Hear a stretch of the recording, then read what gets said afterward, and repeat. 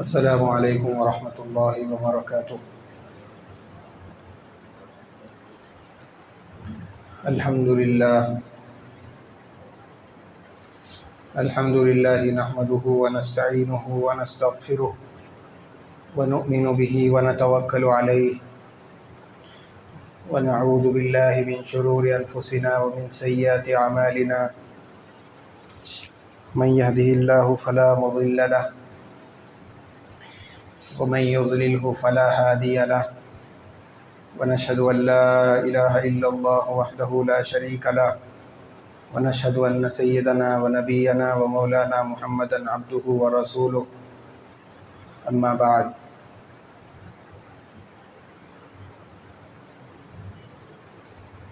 قال النبي صلى الله عليه وسلم احرص على ما ينفعك واستعن بالله ولا تعجز إلى آخر الحديث۔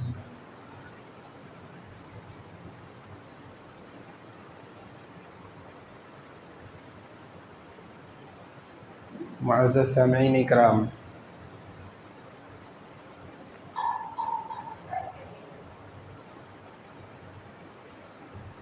خطبے میں جو حدیث آپ حضرات کے سامنے پڑھی گئی،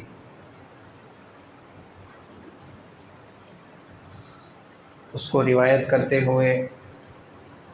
حضرت ابو ہریرہ رضی اللہ تعالیٰ عنہ فرماتے ہیں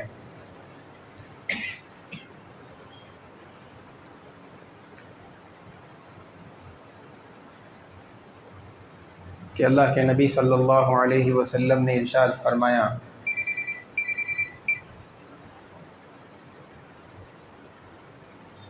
ان کاموں میں حرص کرو جو تمہارے لیے نفع بخش ہو، یعنی ایسے اعمال اور ایسے افعال جو آخرت کے اعتبار سے خیر اور بھلائی کا سبب بن سکتے ہیں۔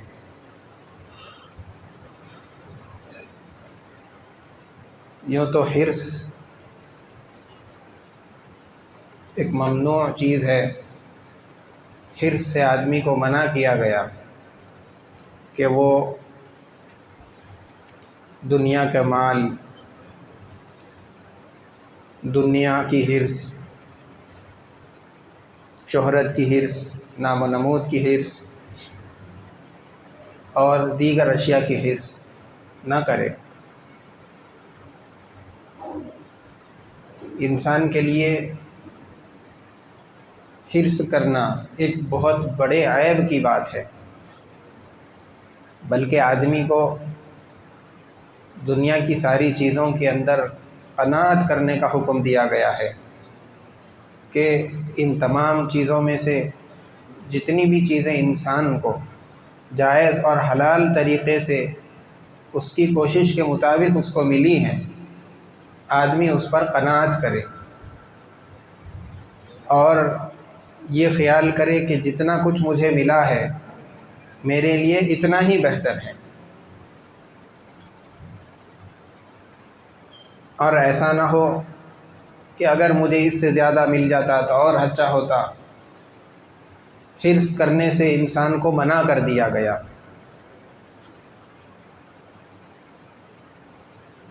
لیکن جیسے کہ اللہ کے نبی صلی اللہ علیہ وسلم نے فرما دیا ہے، احرص علی ما ینفعک، حرص کرنا ہے تو ایسے چیزوں میں جو آپ کو نفع پہنچانے والی ہے۔ دنیاوی چیزیں آدمی اس کے اندر حرص کرے گا تو حقیقی فائدہ اور نفع آدمی کو ان چیزوں سے حاصل نہیں ہو سکتا، اسی لیے دنیاوی امور کے اندر آدمی کو حرص کرنے سے روکا گیا۔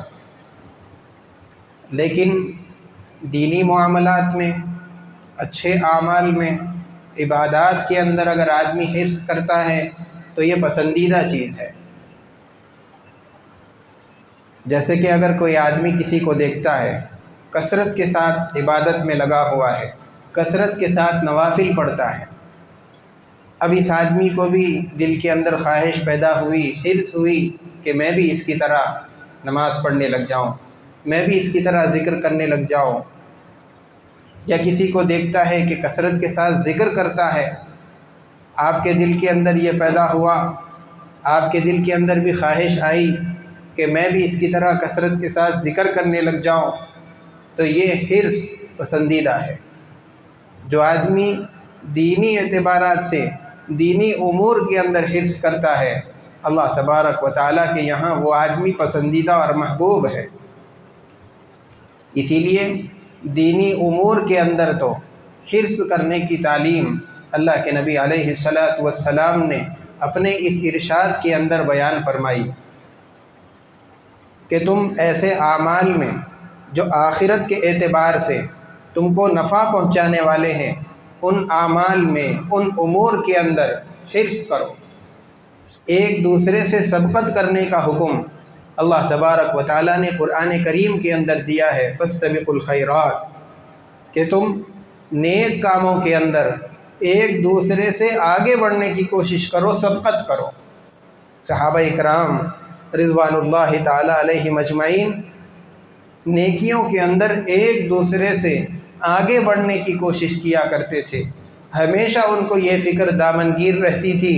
کہ میرے نام اعمال کے اندر نیکیوں کا اضافہ کیسے ہو جائے۔ چنانچہ حضرت عبداللہ ابن عمر رضی اللہ تعالیٰ عنہ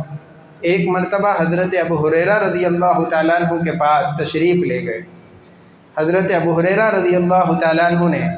حضرت عبداللہ ابن عمر رضی اللہ تعالیٰ عنہ سے ایک حدیث بیان کی۔ اس کے اندر انہوں نے یہ سنایا کہ جو آدمی جنازے کے اندر شریک ہوتا ہے تو اس کو 1 قیراط ملتا ہے، اور جو آدمی جنازے کے ساتھ ساتھ قبرستان تک جائے، دفن کے اندر بھی شریک ہو، تو اس آدمی کو 2 قیراط ثواب ملتے ہیں۔ اور پھر اس کے بعد قیراط کی تشریح فرمائی کہ 1 قیراط احد پہاڑ سے بھی بڑا ہوتا ہے۔ یہ بات جب حضرت عبداللہ ابن عمر رضی اللہ تعالیٰ عنہ نے سنی تو انہوں نے حضرت ابو ہریرہ رضی اللہ تعالیٰ عنہ سے پوچھا کہ کیا آپ نے یہ حدیث،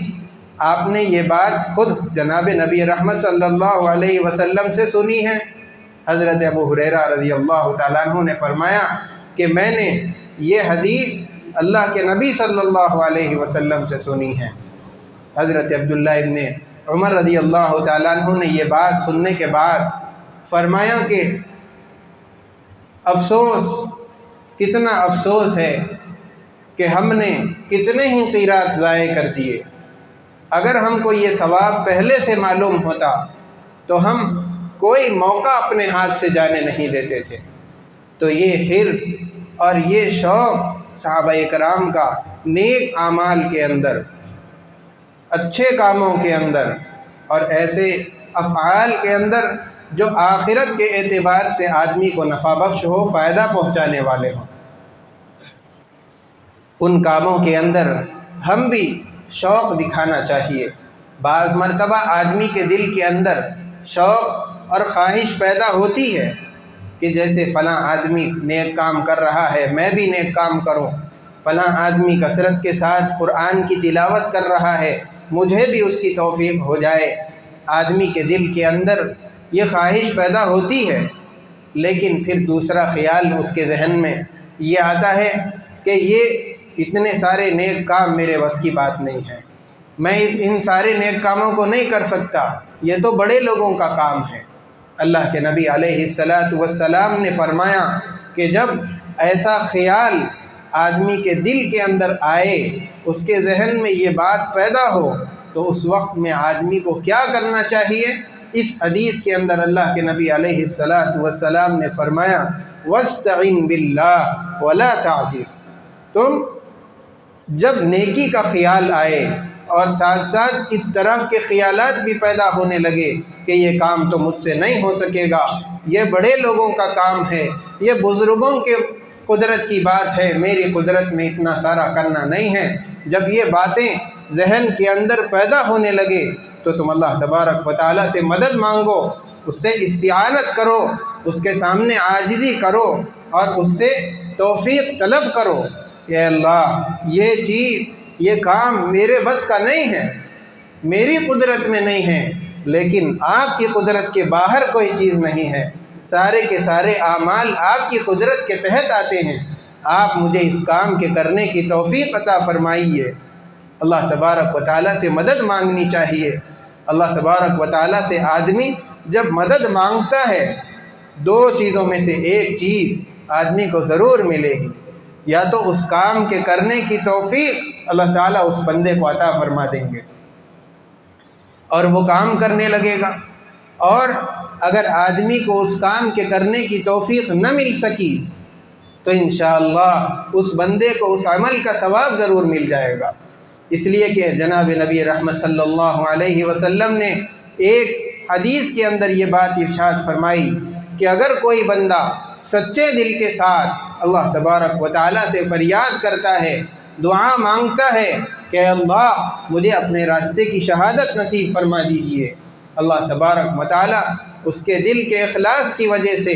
اور اس کی تڑپ کی وجہ سے، سچے طریقے سے مانگنے کی وجہ سے اللہ تعالیٰ اس بندے کو شہید کے مرتبے پر پہنچا دیتے ہیں، اگرچہ کہ اس کا انتقال گھر کے بستر پر ہو جائے۔ اب آپ دیکھیے، اس کا اخلاص تھا، اس کے دل کی سچائی تھی، یہی چیزیں بندے کو وہ ساری چیزیں دلا دیتی ہے، اگرچہ کہ اس نے نہ میدان میں کبھی قدم رکھا، نہ اپنے ہاتھ کے اندر کبھی ہتھیار اٹھائے، نہ دشمن کا اس نے مقابلہ کیا، پھر بھی اللہ تبارک و تعالی محض اس کے طلب کی وجہ سے، محض اس کی سچائی کی وجہ سے، محض اس کے فریاد کی وجہ سے شہادت کا مقام اور مرتبہ اللہ تعالیٰ نے اس کو عطا کر دیا۔ حضرت عبداللہ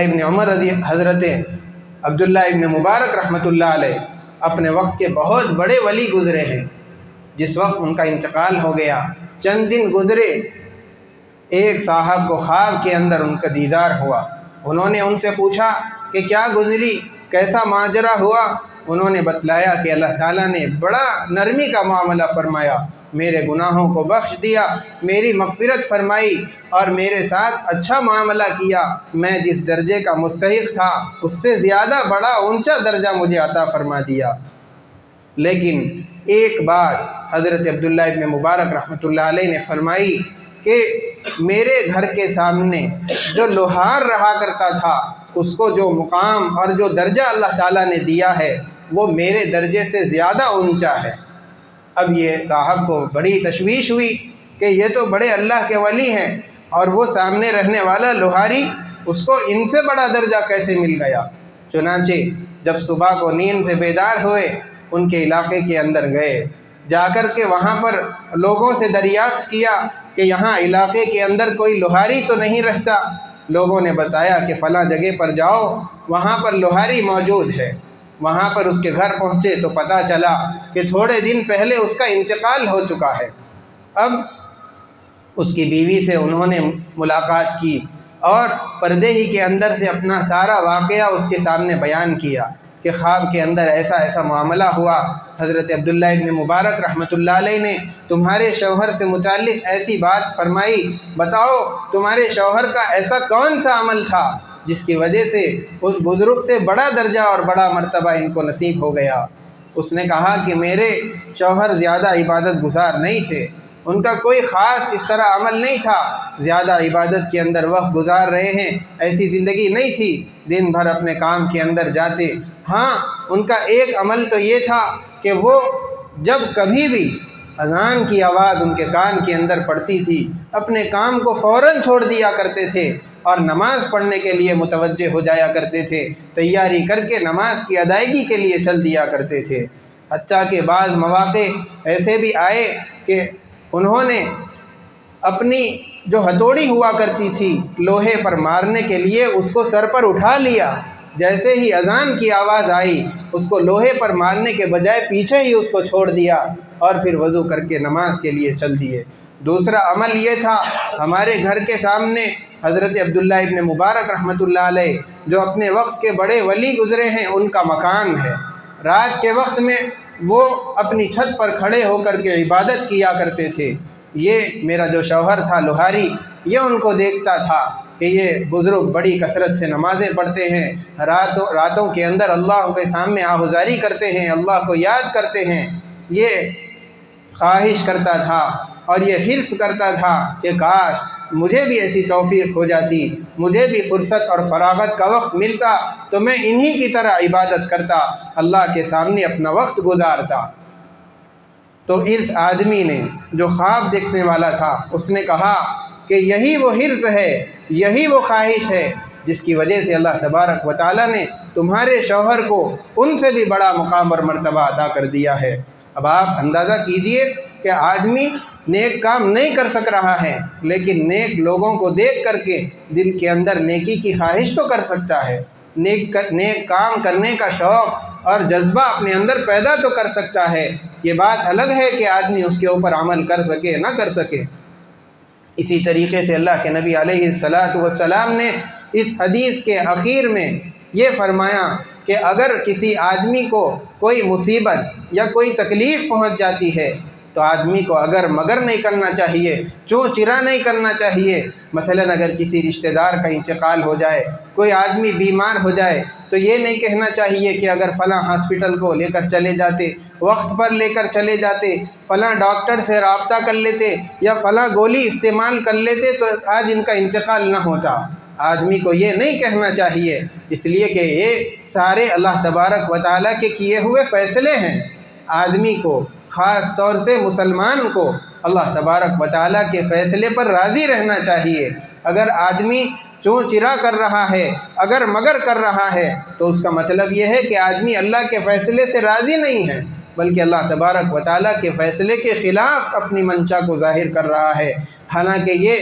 مومن کی شان نہیں ہے کہ وہ اللہ کے خلاف میں اپنی منشا کو ظاہر کرے، بلکہ اللہ تبارک و تعالیٰ کا جو بھی فیصلہ ہوگا بندے کو ہمیشہ اس کے اوپر راضی رہنا چاہیے۔ اللہ تبارک و تعالیٰ بندے کے حق میں جو بہتر ہوتا ہے اسی چیز کا فیصلہ کرتے ہیں۔ آدمی اللہ تبارک و تعالیٰ کے فیصلے پر جب راضی رہے گا، اپنا اطمینان ظاہر کرے گا تو پھر اس کے لیے یہ سکون کا بھی ذریعہ ہوگا، اور دنیا کے اندر بھی اور آخرت کے اندر بھی۔ اسی لیے ہم سب سے پہلے تو نیک کاموں کی طرف اپنی زندگی کو موڑیں، نیک کاموں کی خواہش اور اس کی طرف رغبت اپنی زندگی کے اندر پیدا کرنا چاہیے۔ زندگی کے اندر جو بھی مشکلات، پریشانیاں آ رہی ہیں، اللہ تبارک و تعالیٰ کی طرف سے اس کو بہتر فیصلہ سمجھتے ہوئے اس پر صبر کرنا چاہیے۔ اللہ تعالیٰ سے صبر بھی مانگنا چاہیے۔ جو نعمتیں اللہ تعالیٰ کی طرف سے مل رہی ہیں اس پر شکر گزاری بھی کرنی چاہیے۔ اللہ تبارک و تعالیٰ ہم تمام کو نیک اعمال کی کثرت کرنے کی توفیق عطا فرمائے، اپنا زیادہ سے زیادہ ذکر کرنے کی توفیق عطا فرمائے، پوری زندگی شریعت کے مطابق گزارنے کی توفیق عطا فرمائے۔ وصلی اللہ وسلم علی سیدنا محمد وعلی آلہ واصحابہ اجمعین، وآخر دعوانا الحمد للہ رب العالمین۔ جو حضرات سنت نہیں پڑھے سنت پڑھ لیجئے۔